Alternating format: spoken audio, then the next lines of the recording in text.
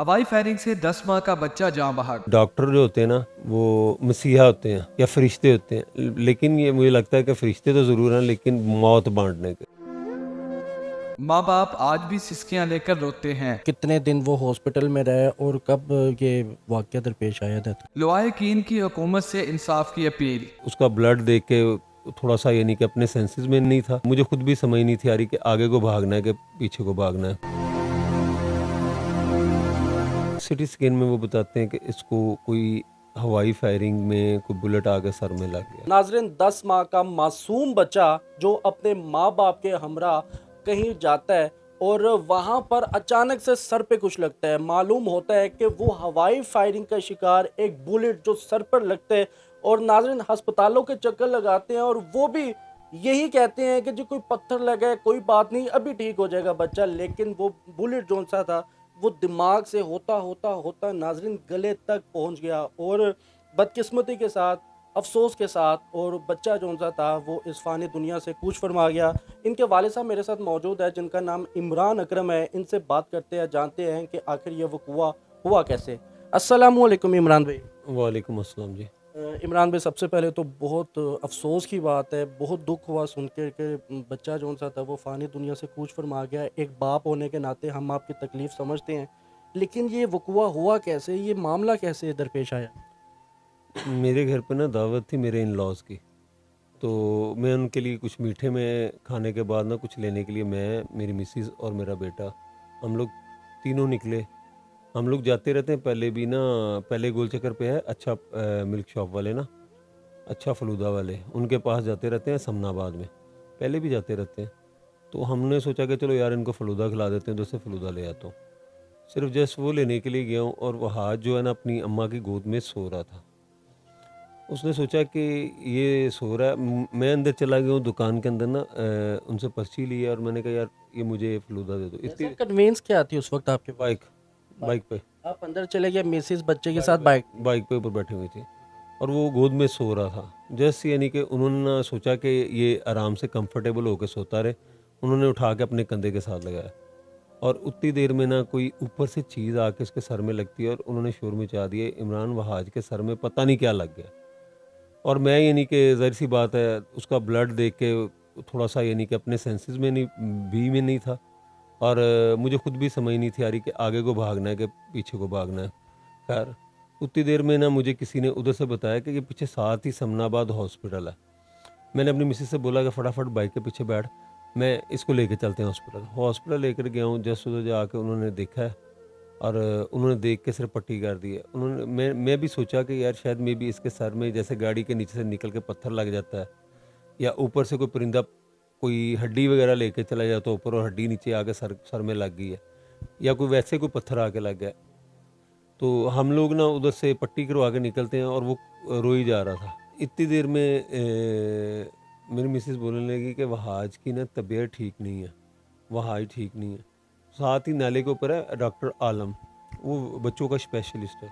मैंने सोचा कि चलो हम लोग इससे वैसे भी ज़्यादा मुतमिन हो जाते हैं, इसको चेक करवा लेते हैं। उधर लेकर गए हैं तो उसने पूछा कि बैंडेज किसने किया है। मैंने कहा यार समनाबाद हॉस्पिटल वाला ने।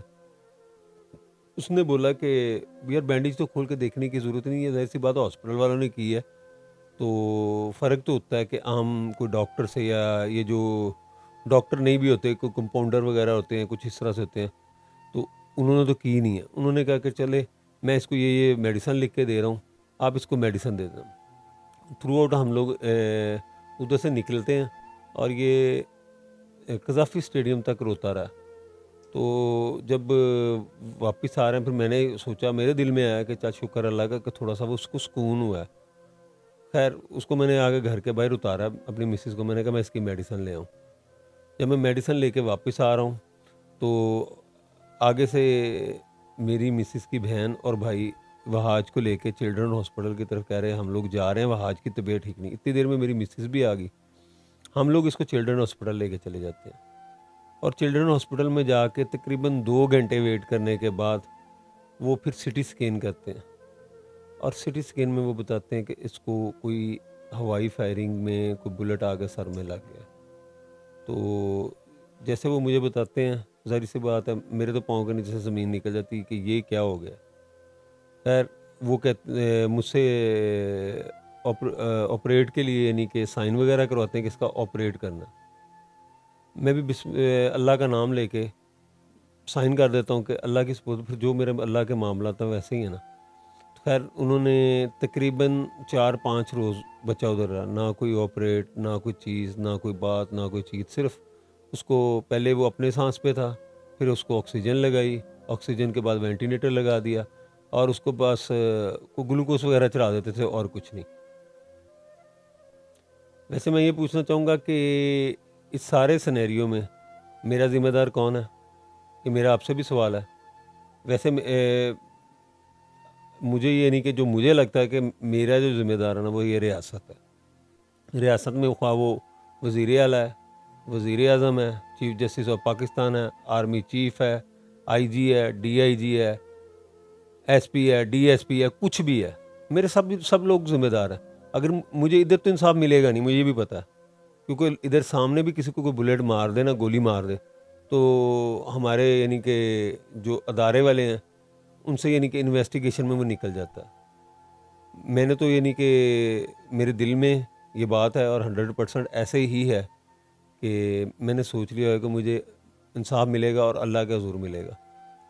और जब क़यामत के दिन यानी कि फ़ैसले होंगे, इन सब के गिरेबान होंगे, मैं, मेरा और मेरे बेटे का हाथ होगा इनके गिरेबानों पे, क्योंकि उनको माफ़ नहीं करना।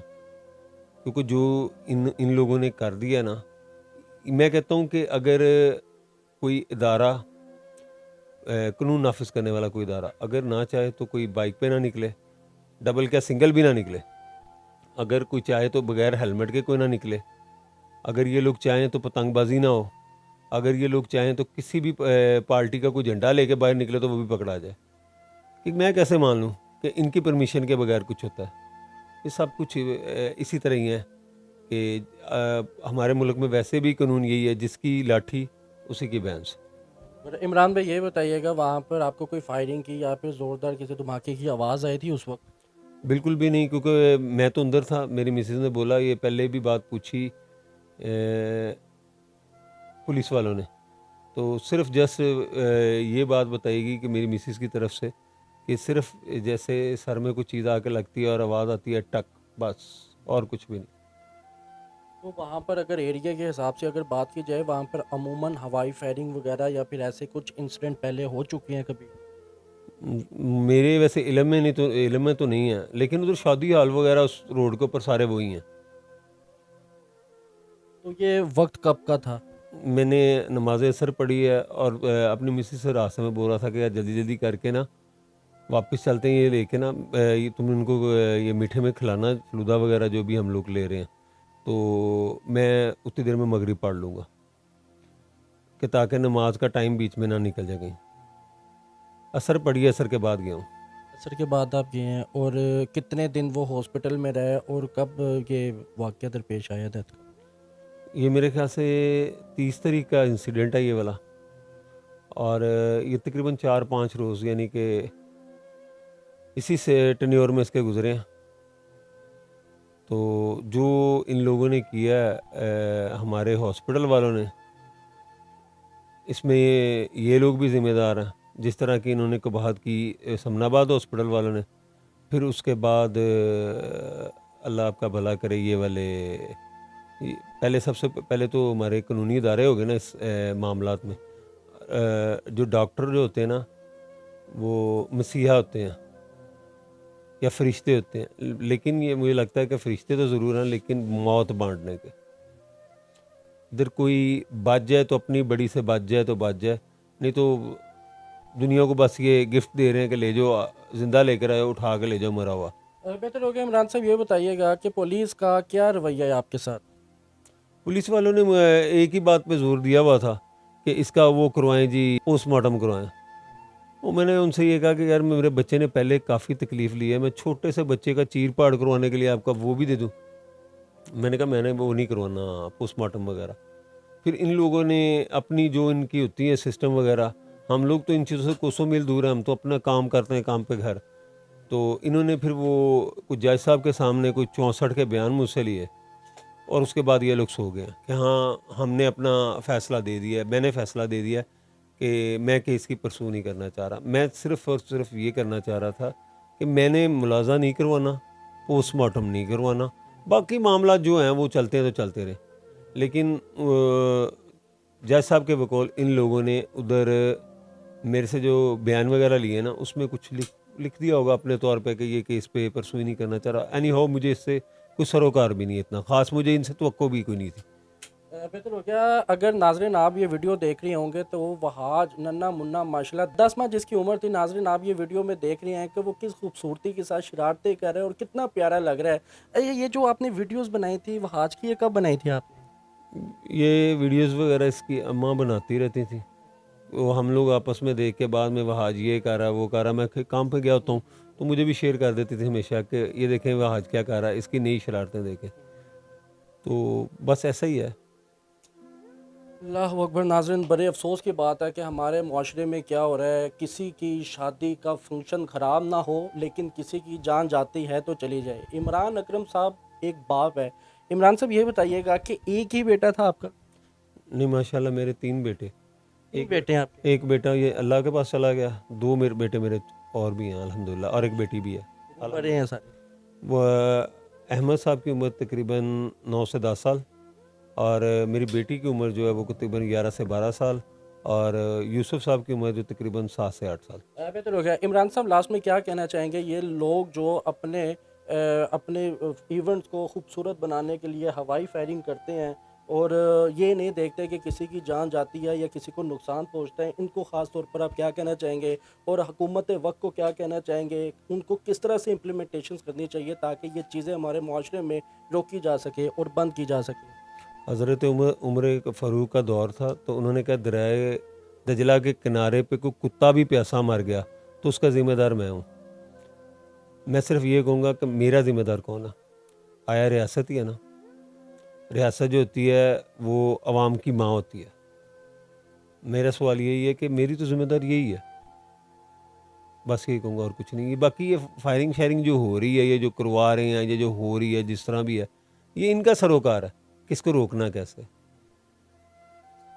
बेहतर हो गया। नाजरीन आपने इमरान अकरम साहब की गुफ्तगू समात फरमाई और आप वीडियो में भी ये मंजर देख रहे होंगे कि वहाज एक हंसता खेलता मुस्कुराता घर का एक चिराग जिसका नाम वहाज और उम्र सिर्फ 10 माह का बच्चा। नाजरीन मैं कहूँ कि चलना तो दूर की बात है, वो तो ठीक से बैठ भी नहीं सकता। माँ बाप अपने बच्चे को लेकर एक जगह पर जाते हैं दावत के लिए, किसी सामान को लेने जाते हैं और वहाँ पर हवाई फायरिंग का शिकार वो बच्चा हो जाता है।